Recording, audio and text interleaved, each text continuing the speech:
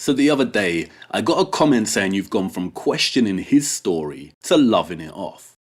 I found it amusing, but then I thought I'd ask myself the question: what does the Tartaria, Impossible Structures narrative have in common with the mainstream, controlled op, such as the History Channel?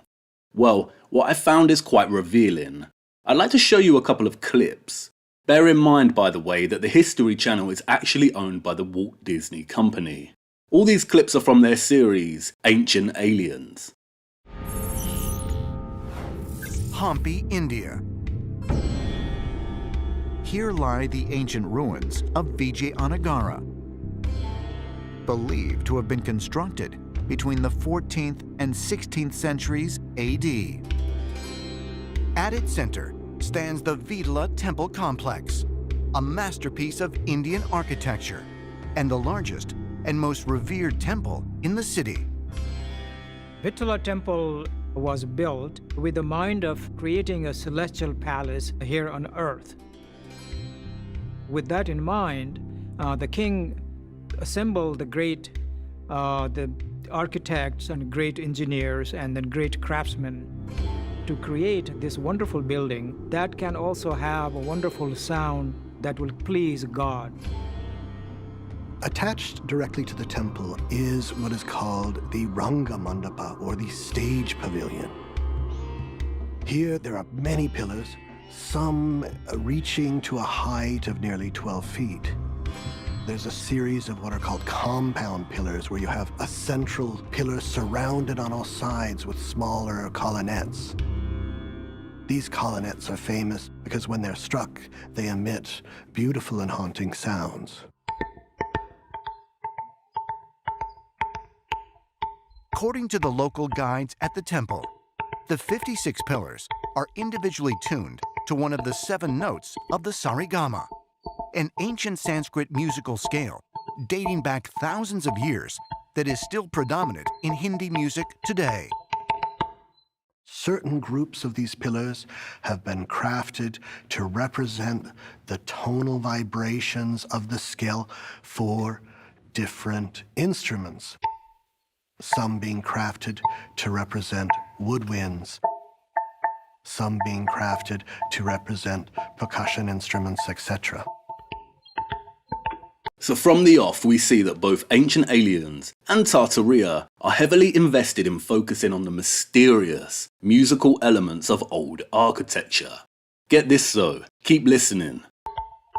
The British, when they were in charge of India, were mystified by this amazing quality and actually cut one of the pillars to see how it was done. But it was just granite, and it was just very careful workmanship. While the stone pillars themselves seem like simple technology, recent analyses have revealed they may be comprised of an advanced geopolymer blend of granite with silicate particles and metallic alloys. But what continues to puzzle scientists is that the first basic geopolymers were invented in the Soviet Union during the 1950s, hundreds of years after these pillars were crafted. So just like Great Pyramid K 2019, the History Channel is okay with exposing the fact that many old structures were actually poured, molded and set with geopolymer and concrete. As a geologist, and how this was done is really baffling and amazing. I've heard reports of people trying to mimic it in modern times, to try to just do a little section of it, even one pillar. And people just haven't been successful. So what were they doing back then? We just don't know. According to Hindu priests, each of these pillars was specifically tuned harmonically in order to communicate with the gods. So you have to wonder, did extraterrestrial beings come down and give instructions on creating these specific frequencies? And here we go. Not only do we have the hidden secret mysteries of musical frequencies and advanced concrete, but it could not have been human beings. No way. It had to be more advanced beings. The History Channel says extraterrestrial aliens. We say Tartarians, or those from hidden lands. Let's keep watching. There has been extensive research done on pyramids throughout the world in terms of their structure and what it is that they really are. And one of the theories is that pyramids are power generators.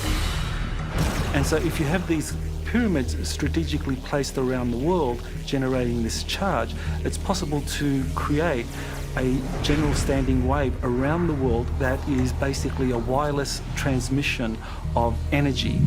Uh-oh. It isn't just frequency and vibration anymore. The pyramids are power generators. Wireless transmission of free energy redirected across the world. Sound familiar?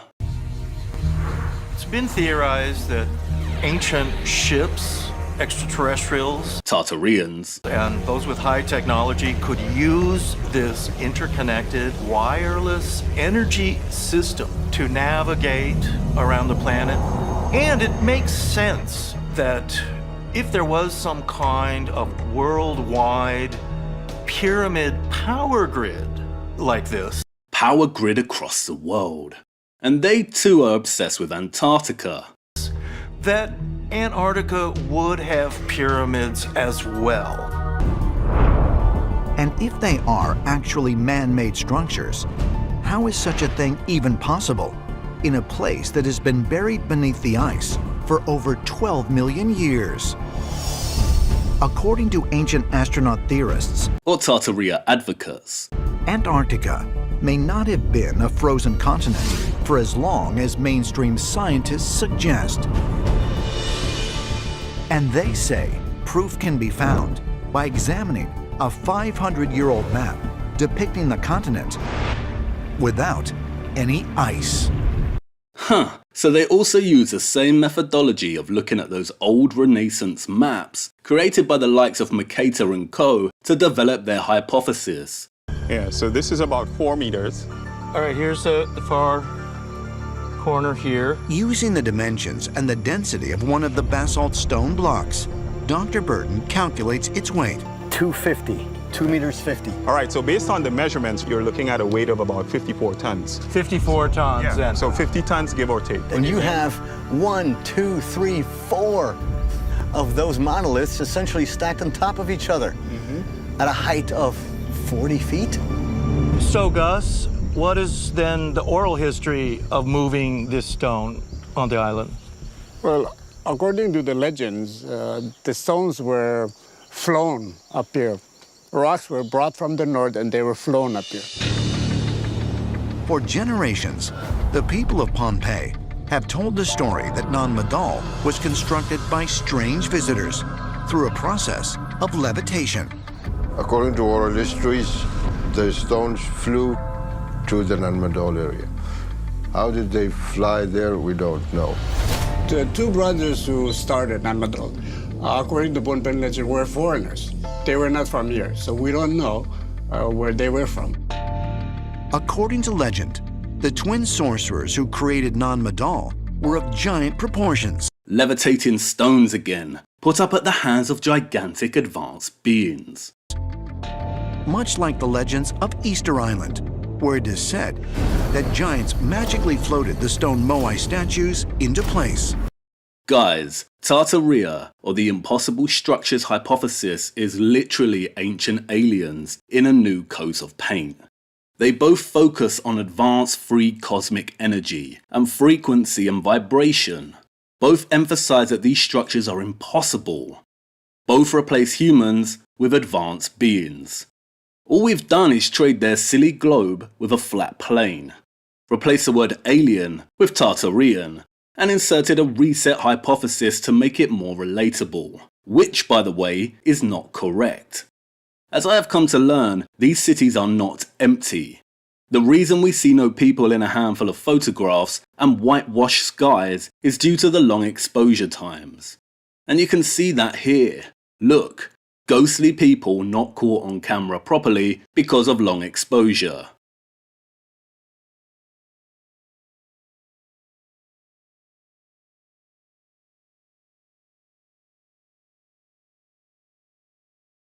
It's the same thing as in this recent photograph. I recommend checking out Static in the Attic or Wooden Nickels videos on this in the links in the description below. This doesn't mean that resets are not real. They are.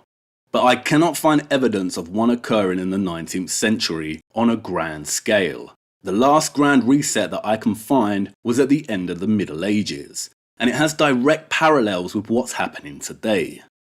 Oh, and we also added a mud flood. But the thing is, the vast amount of ancient tunnel networks all across the world debunks the mud flood theory. What was there before the mud flood? Complex tunnel systems above the ground, running all over the surface of the ground or through the air. It doesn't sound very glorious to me. So what's the deal? Is there a tiny chance, just perhaps, that we have been serving a psyop all along? Ancient aliens through the back door, and been duped into approaching history this way to keep us going in circles and not getting closer to the real lies. And this is not an instance of the History Channel telling us and giving us partial truths. They are not hiding anything in plain sight here. They want us to think like this. Why? Because it 1. Keeps us going around in circles, distracted from getting to the bottom of things. 2. It severs humanity from its real history and replaces them with advanced transhuman beings. 3. Gets us all worshipping some kind of cosmic energy and helps groom people to perhaps accept not so innocent technology in the future. And 4. Serves as a complete bum steer in terms of these ancient structures being legitimate. Geopolymer here in their world means that those of the past were advanced. But it could also mean that a big chunk of our history was fabricated around 500 years ago using pseudo-stonemasonry architecture. That architecture is actually one of the weapons they've used to fabricate history. For me, this approach is not the one, guys, and this adds to the reasons why my thesis has changed. I want to look beyond this to see what they could be covering up. It's also another massive reason to not blend Flat Earth and this ancient aliens Tartarian approach together, because this makes it really easy to discredit this. I know I'll continue to get backlash on this, but maintaining strong opinions when there is weak evidence to support them, or when new counter-evidence is discovered, means you are not exercising critical thinking. I'm going with critical thinking over this one. Anyway, the next chapter of my series is a multi-part one, and it's on the heavier, more complex side of things, so I aim to release more little videos like this in the meantime to mix things up for myself and cover a broader range of topics. Have a good day.